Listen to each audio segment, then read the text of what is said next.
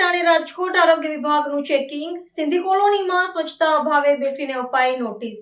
નવા વર્ષની ઉજવણીના આડે હવે ગણતરીના કલાકો બાકી છે ત્યારે રાજકોટ મહાનગરપાલિકાનો આરોગ્ય વિભાગ ખાદ્ય પદાર્થોની શુદ્ધતા જાળવવા સતર્ક બન્યું છે. 31 ડિસેમ્બરના તહેવાર નિમિત્તે શહેરમાં કેક અને પેસ્ટ્રીનું વેચાણ મોટા પાયે થતું હોવાથી નાગરિકોના સ્વાસ્થ્ય સાથે ચેડા ન થાય તે હેતુસર તંત્ર દ્વારા વિશેષ તપાસ ઝુંબેશ હાથ ધરવામાં આવી છે.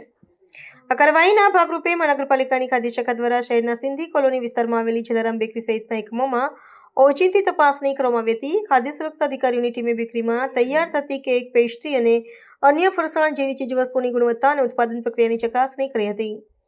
જલારામ બેકરીમાં તપાસ દરમિયાન ઉત્પાદન સ્થળ પર સ્વચ્છતાના ધારાધોરણોનો ભંગ થતો હોવાનું અધિકારીઓના ધ્યાને આવ્યું હતું. આ બેદરકારી બદલ તંત્ર દ્વારા સંબંધિત એકમને સ્વચ્છતા જાળવવા બાબતે કડક નોટિસ ફટકારવામાં આવી છે.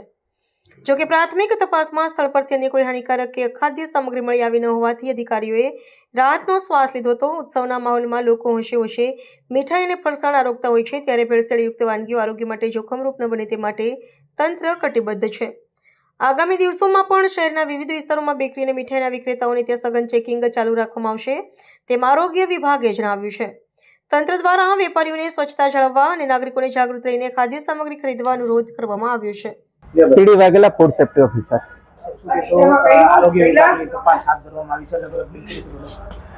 આજ રોજ 31 ડિસેમ્બરને અનુલક્ષીને જંકશન પ્લોટ વિસ્તારમાં આવેલ જય જલારામ બેકરીની તપાસ ચાલુ થઈ છે. ત્યાં બેકરી પ્રોડક્ટનું ઉત્પાદન તેમજ નીચે કેક પેસ્ટ્રીનું ઉત્પાદન જોવા મળી રહ્યું છે. અહીંયાથી કોઈ વસ્તુ મળી આવી છે અખાદ્ય? ના, અહીંયા કોઈ અખાદ્ય વસ્તુ મળી આવેલ નથી, પરંતુ જે સંગ્રહ કરેલો સ્ટોરેજ છે તે બાબતે થોડી એમને જાણકારી તેમજ હાઇજેનિક કન્ડિશન બાબતે જાણકારી આપવાની છે.